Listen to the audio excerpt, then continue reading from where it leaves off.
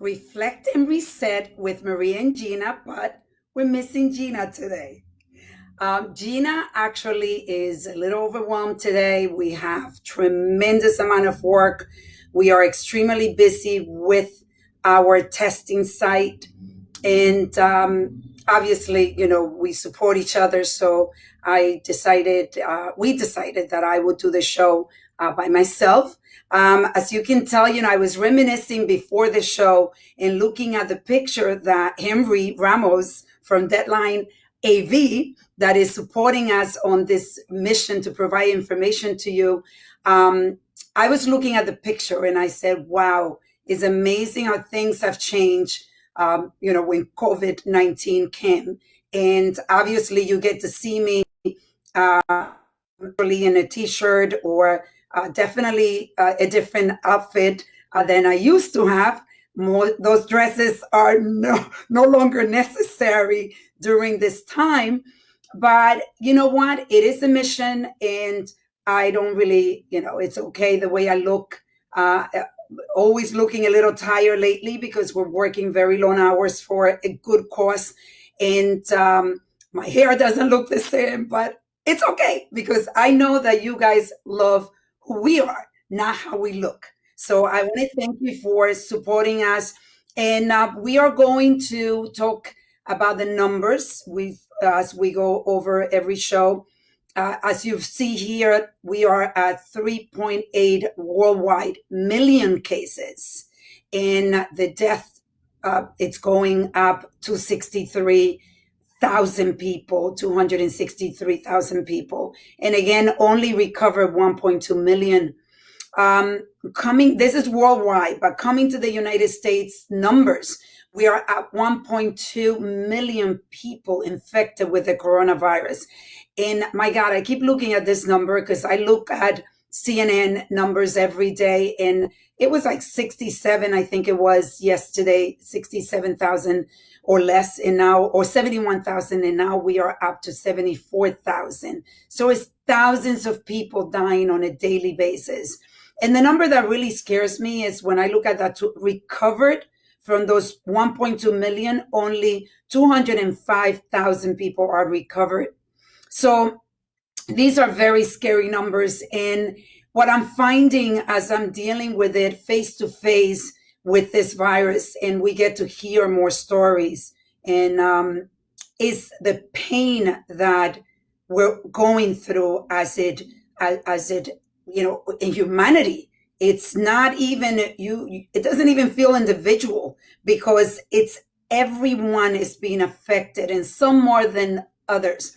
And I have to tell you that today's guest is someone that is dear to me. We're doing a lot of work prior to COVID-19, trying to create something very special for the Hispanic community. My friend Nancy. Nancy, how are you, sweetheart?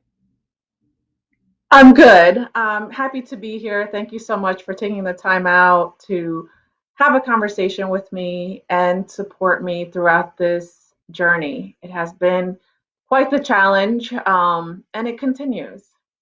Yeah. So it's been I, tough. yeah, I remember, I was reminiscing. So prior to COVID-19, we were meeting almost every week because we have this project that we want to bring to the Latino community. And there was so much excitement. And ironically, everything just subsided. Everything was put on pause. And this pause that we're going through, it's a painful pause.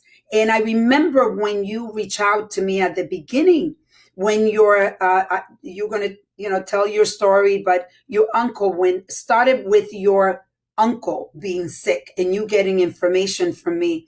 So tell everybody this sad story that your family's going through. Well, thank you again, Maria. It actually started with my cousin who is still in the hospital. He was admitted on April 2nd, and 5 days later, they had to intubate him. So he's been in a coma since. It has been a really, really tough, heartbreaking process because he hasn't made much improvement. Is the reality that here we are 4+ weeks later, and he is still in an induced coma. And the next step that might happen is a tracheostomy. So, however, he did have a setback, so that may not happen. So it has been tough. He started with the symptoms. He wasn't feeling well. It started with a fever. He felt cold and hot sweats. Then I reached out to Maria, and you were kind enough to get me on a virtual call, an appointment for him. Unfortunately, well, I guess fortunately at that time, he didn't have all the symptoms. So um, he was recommended to just more or less take care of himself from home because most hospitals were not admitting patients unless they had all of the symptoms. A few days later, the symptoms continued, and I called Maria, and you were kind enough to say, get him to download the oximeter, pulse oximeter, to see where his oxygen is at. And again, that day that I spoke to you, it was above 99. And then the next day, it just started with the chest pain. So he had reservations because he didn't have insurance.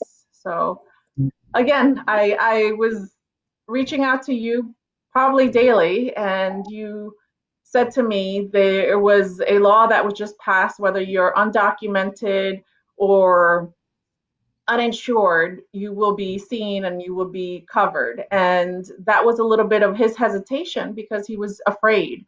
And that was more or less what got him there. He had the chest pains, he admitted himself to the hospital, and for the weeks that have gone by, they gave him antibiotics, they have him on a ventilator.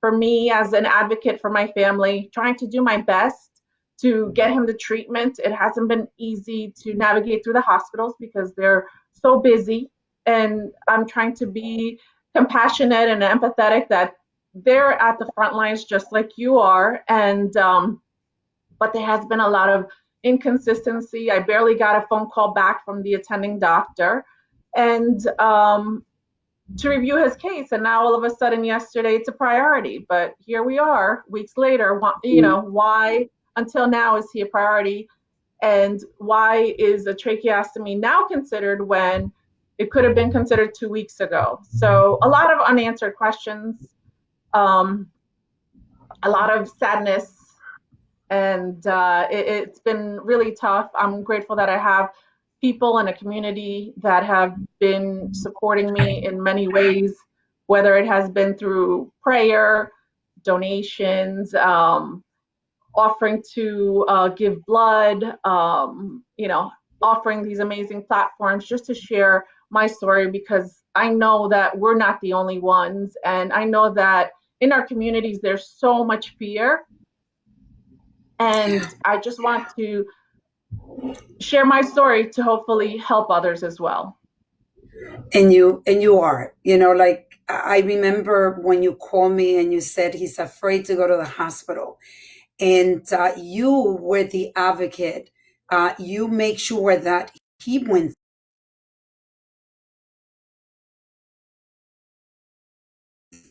and they're afraid. And there's so many of them that didn't understand that they were covered, that they didn't have to worry, that it didn't matter whether you had insurance, whether you're documented or not. When it comes to COVID-19, everyone is going to get care.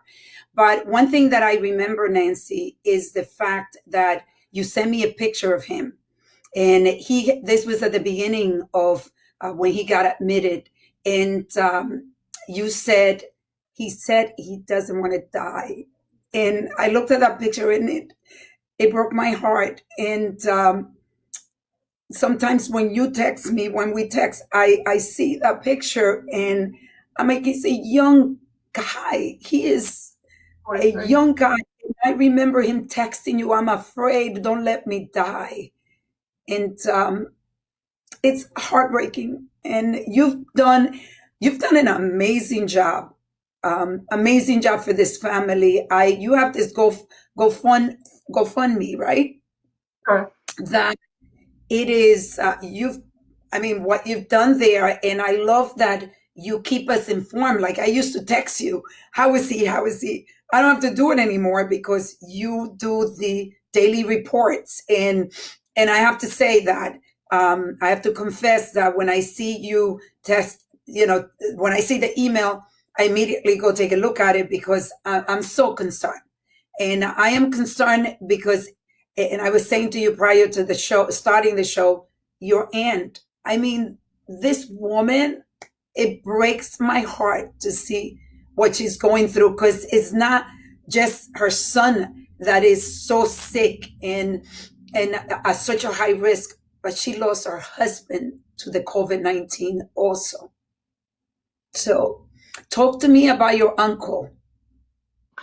So, 5 days after my cousin was admitted, my uncle pretty much had not gotten out of bed. He wasn't feeling well. And then I got the phone call that he was having trouble breathing. And again, I called you and I called the ambulance. My cousin was afraid to call the ambulance and leave my aunt by herself because now her son is in the hospital. And sure enough, I said, I don't care. I'll be the bad guy. I'm calling. He needs help. He needs to be treated. He was checked into the Montefiore nurse shell, and unfortunately, he only lasted 3 days. They checked him in, and they said he's stable. His oxygen was above 90, but he did have underlying conditions: his heart, diabetes, high blood pressure. He's 79 years old, so it was, it was scary. And I remember at that time, they called me and they said the next decision the family will have to make is to intubate him. And we don't recommend for somebody his age to have that procedure done. And I called you, and I had almost lost hope at that point. It was a lot to handle all at once. And I remember you saying, where there's life, there is hope. And that was my turnaround as far as my mindset going forward till this day. I'm holding on to hope. I actually made a little bracelet Oh, as a reminder. Reminders everywhere. Be strong. Be hopeful. Like yeah, everything. I'm holding on to everything that I can to advocate for my family. And unfortunately, on April 10th, I got the phone call that he did not make it. And it was on Good Friday. And we had to notify our family, my aunt, and again, her response, like, but he was stable. yeah, So it's been devastating back to back with my cousin, who's not making a lot of progress, but I'm still hopeful. We're still fighting. And my uncle didn't make it, but he lived a very good life. He was an amazing man. And I'm just grateful he was that I was very close to loved. him. He was Yes. very loved. I could I spoke with a reporter that interviewed you, and Yes. there was this woman. I could tell that she really cared for him and was Yes. devastated. That this happened. He had a restaurant in New Yes. Rochelle, right? And Correct. he was definitely loved by the community, and it's a major loss. It really is. And I have to say, tell me about your aunt. How is she doing? Because I know that she also had the virus, right? Yes. So he got checked in. My uncle got checked in on the 7th, and 2 days later, I get the phone call that now she's having trouble breathing. And she had a dry cough for about a week or so, and she would feel dizzy and weak. Um, and that we attributed, yes, she's sick, but everything that's going on with her son, her only son. Um, attribute that. But once it started with she's having trouble breathing, then again, I had to call the ambulance. And her hesitation was, I can't leave the dog. And I'm like, oh boy, no, I had to make arrangements. And I called the ambulance, and the paramedic called me, and he goes, oh, good. You speak English. And I said, yes. He goes, so why did you call? And I was like, I well, because remember. she was having trouble breathing. She has, oh, well, that's not an emergency. Her vitals are fine. So now, thanks to Maria, I think I'm an expert with this oximeter, with the oxygen and the oximeter. So I said, so he said her vitals are fine. And I said to him, well, she was complaining about having trouble breathing. Her son is in the hospital in an induced coma. Her husband's in the hospital, and she's not feeling well. And he's like, again, her vitals are fine. And I said, well, what is her oxygen level at? And he said 92. So I said, isn't that a red flag under 95 that she should be seen, that she should be Good for taken you. care of? And he hung up on me. So I did not know at that point, like I assumed he just left her there, that he didn't, they didn't take her to the hospital, but they actually did take her to the hospital. And at that point, when he said that to me, he's like, she could just take Mucinex or over-the-counter cough medicine, and you shouldn't have called. This is for emergencies only. So I think in my own little head that, me asking about the oxygen, I heard somebody in the background speaking. He must have been with somebody else. And I think that was kind of like, okay, we need to take her kind of thing. So so they did, and they did check her, and they did release her. She does have COVID. She still has it. Fortunately, she doesn't have the symptoms like my cousin and my uncle, and she doesn't have underlying health issues. She is older, but she pretty much had flu-like symptoms. So the agony and the pain is not having her son home and losing her husband.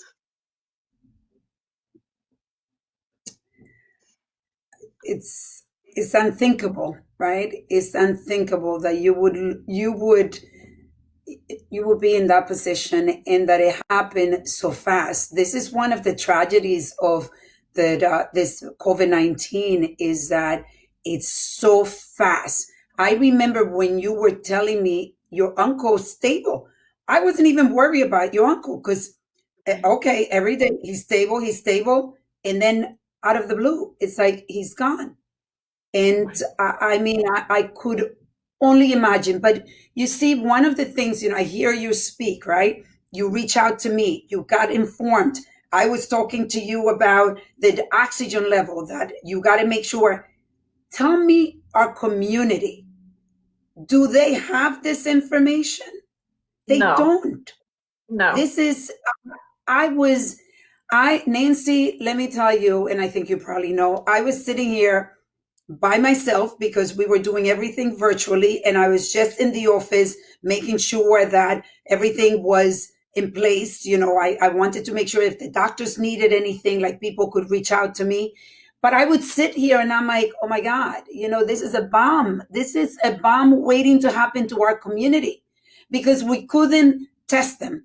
We couldn't, Right. testing, especially at that time. This was a week ago. There's a comment, Linda Allen, very sad. Good for you, Gina and Maria. We love you. Very informative. Thank you so much for following us. My heart is broken for her and her family. Thank you. I think it's important to show the pain because I think people don't realize, many people, that what has happened to our community is unfair. Your family is an example. I was so angry when you text me. This was like at 1:30 in the morning, and you said he was mad at me. Are you kidding me? Yes. Her husband is in the hospital, her son is in the hospital. She has all the risk factors, and the woman has a 92 oxygen rate, and you want to leave her in the house? I couldn't believe it. I actually told that story to one of my doctors that worked at the hospital, and she couldn't believe it. She's like, no, impossible. We are just, Yes. the Latino community has been not treated right. It's been unfair what is happening to us. Why are we, at the state where we are like top on the people that are dying, the people that are infected? Why? Because we have not been informed, we have not been thought of, we have not, with the testing side, I personally lived it every day. I couldn't send our patients to be tested, and they didn't understand that they had the virus. But guess what? If we would have been testing them, they would have been now quarantining themselves. They would be careful. But we couldn't even do that. That is why, Gina and I were able to get the first testing site in White Plains. Are you kidding me? Like, over a month and a half? We are the only testing site.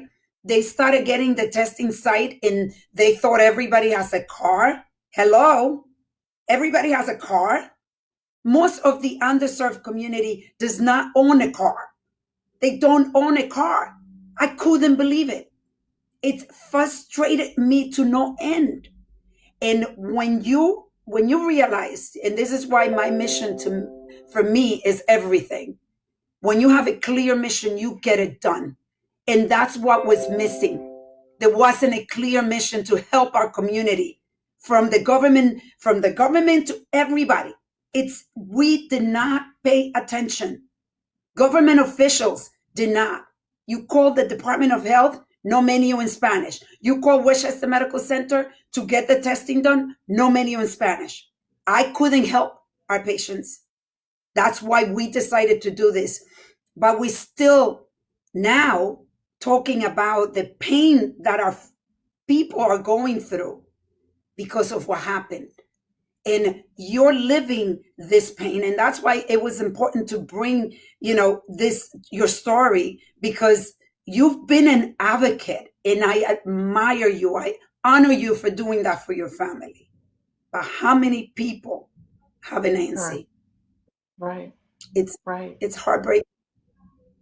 It is. Heartbreaking. It is. And Maria, thank you so much. I really could not have done this without you. You, no matter what time of day, you called me back and you guided me through the process. Like, okay, like you set me up with a virtual appointment for my cousin. You told me about the pulse oximeter. You helped me every step of the way at what time, like, every time I had to call that ambulance, and you were there. And because of you, I was able to advocate for my family because I knew the questions to ask, I knew what to say. And even then, it's tough. So, yes, our community is underserved. There's no Nancy Scovatti for everybody. And even then, I feel like I'm not doing enough. So, the other thing that I was able to get from many people is even navigating through the hospital, finding, the difference of, an attending doctor, a resident doctor, third year doctor. Like, I don't know that terminology. I would call the hospital, Yeah. like, oh, this is my first day. And I was getting misinformation, just even with the tracheostomy that was scheduled on Monday, they said to me, we couldn't do it because the ventilator was at 100. And I said, okay, it was at 100 this morning when he was going to go. I don't understand. Then I spoke to another, and then she said, well, his oxygen has to be the ventilator at 50%. And I'm like, it never has been for 4 weeks. How do we expect that to happen overnight? So I literally have been documenting every conversation with them and asking the questions, whatever happened yesterday, then follow up with them. But it fits in pieces of what I'm getting. And then I got the Yeah. information that it was because he was desaturating and it was risks that he may come across if he was under 90, his oxygen. So this has been a lot of learning for somebody that doesn't know. And I mean, honestly, this is like a part-time job just to continue the Yeah. follow-up, going back and asking questions over and over. I asked them if they have remdesivir that I was hearing about, you know, Right. a clinical trial. What's the term for it? It's an experimental drug. And they said, oh Yeah. no, like that's only for diplomats or people of importance. Oh, okay. Like, yeah. So the things that have been said to me, and again, I haven't even had the time to process everything because it's just Yeah. I'm just on it and I'm just moving. I'm looking at, I just want him to be taken care of. I want him to be home for his mom. And Yeah. that's where my focus is. I reached out after 4 weeks. I'm getting barely a phone call back from the attending doctor. I left messages for everybody. I looked at the different terminology. Other people that worked in the hospitals were telling me, speak to the administrator on duty, the medical chief officer, blah, blah. So I just left messages for everybody and anybody that would listen to me. And until I started doing that is when I was getting phone calls and not speaking to a resident or speaking to a nurse, getting actual information. Oh, I would call there, they hang up, they leave me on hold, call back. And again, I understand, but the misinformation was just driving me crazy, the lack of communication. And again, I also feel like certain hospitals obviously get certain things and some don't. If you don't ask, you don't get. I talked to them about plasma. I talked about anything and everything that I would hear from other people as well. I got his primary doctor to help us to advocate with us because he also spoke Spanish, and I wanted my aunt to be part of the. I wanted her to feel like she was connected somehow. And he speaks Spanish, so he was able to also help us and work with the doctor. And that's how we started to get, things to happen. But, the struggle still continues. It's not over. We're still there. We're still trying to push forward.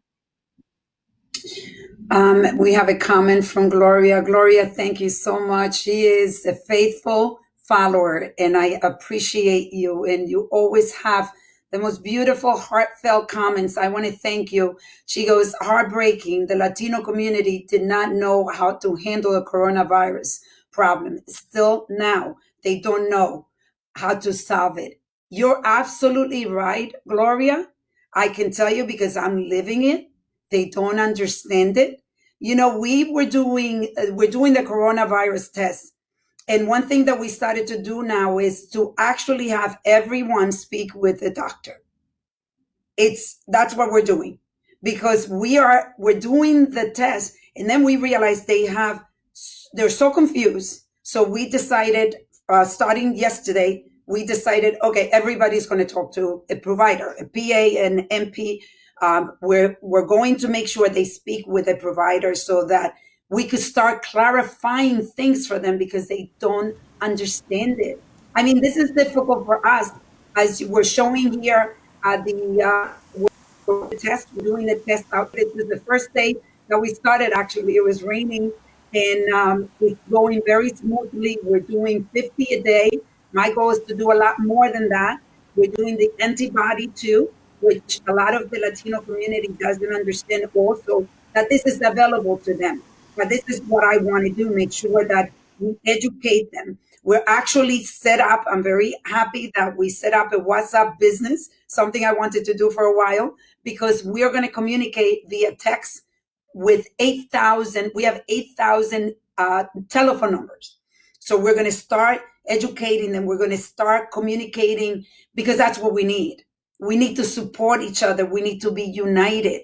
And, but we're making a difference. I know we are. You're making a difference. And you're making a difference not only in your family, but you're making it by coming here and uniting with me to get a voice, to get a stronger voice. So I want to thank you. Before we go, I want you to talk about the GoFundMe in Henry Ramos, who is out there helping us. If you can bring up the GoFundMe so that people will know where to go. This is the GoFundMe, and this is a beautiful family. Thank you. So I set up the GoFundMe because of everything that my aunt was going through. I didn't want one more burden for me to ask her for money to bury her husband. And not a lot of people have $20,000, $30,000 just sitting in the bank to for funeral arrangements. And we set this up for him in order to have the arrangements. And also, they, as you mentioned, they have a restaurant, the Little Mexican Cafe, in New Rochelle for 30 years. And it has been a staple restaurant, family owned, and the love and outpouring support from the community has been amazing. They actually did do a soft opening for takeout, obviously, because we're still within restrictions and guidelines that we have to conform with. And it's back up and running. And the goal was to do that for when Edwin came home, that, you know, he would kind of pick up with where he left off. So my goal for my family was to alleviate some of the burden and give them some sort of normalcy. And we're holding on for Edwin to come home.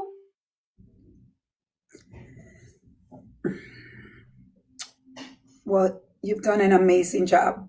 I looked at the GoFundMe and how quickly you've been supported, and it is a testament to the love that people have for you and for the family. And it is beautiful. Nancy, I thank you for being vulnerable and showing your vulnerability with all of my followers. And obviously, they can see I'm struggling because on Monday, I went through the same thing. Definitely, it is challenging. I think it's hit me more, and I'm definitely struggling a little bit more now because I'm talking to so many people. I have people coming from Queens, and the stories are painful. And knowing that, you know, people have to travel from Queens to be tested. Are you kidding me? Are you kidding me? Like, what is wrong? So we got to figure it out.